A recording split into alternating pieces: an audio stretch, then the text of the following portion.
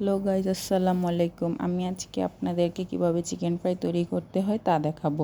Chicken fry তৈরি করতে যা যা উপকরণ লাগে তা হলো, আমি নিয়েছি এখানে 2 কেজি মুরগি, 2 টেবিল চামচ রসুন বাটা, 2 টেবিল চামচ আদা বাটা, 1 টেবিল চামচ লাল মরিচের গুঁড়ো, 1 টেবিল চামচ হলুদ গুঁড়ো, 1 টেবিল চামচ জিরে গুঁড়ো, 1 টেবিল চামচ গরম মশলা।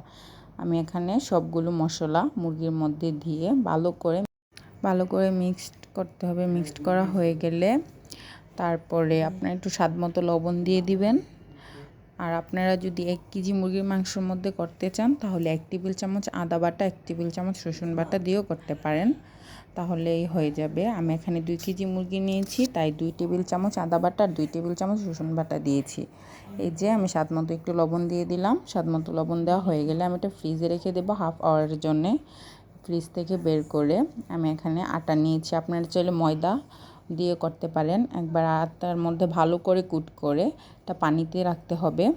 1 মিনিট পানিতে রাখার পর আবার তুলে আবার এটাকে আটার মধ্যে নিতে হবে। এই যে আমি এখানে ভালো করে আটা লাগাতে হবে, একদম ভালো করে আটা লাগিয়ে নিয়েছি।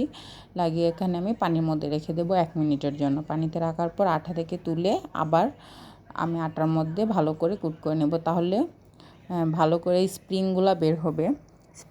স্প্রিং করার জন্যেই এই 2 বার করা হয়, তাহলে এটা মুচমুচে হবে, খেতেও ভালো লাগবে। করা হয়ে গেলে হালকা গরম তেলে এটাকে দিয়ে দিতে হবে। একদম ডুবো তেলে ভাজতে হবে, তাহলে ভাজাটা সুন্দর হবে।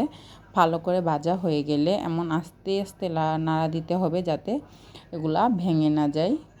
চুলার আঁচ একদম লো বাই হাইতে রেখে ভাজতে হবে, সুন্দর করে ভাজতে হবে। যদি চুলার আঁচ বেশি থাকে তাহলে উপর দিয়ে লাল হয়ে যাবে, ভিতর দিয়ে মাংস সিদ্ধ হবে না। এই যে আমি আস্তে আস্তে ভাজা হয়ে গেছে আমার এখানে। ভাজা হওয়ার পর আমি নামিয়ে নিলাম। এই যে আমার চিকেন ফ্রাই তৈরি হয়ে গেছে। আমি যতটুকু পেরেছি আপনাদেরকে সহজ করে দেখানোর চেষ্টা করেছি। অবশ্যই বাসায় বানাবেন এবং আমাকে কমেন্ট লাইক করে জানাবেন।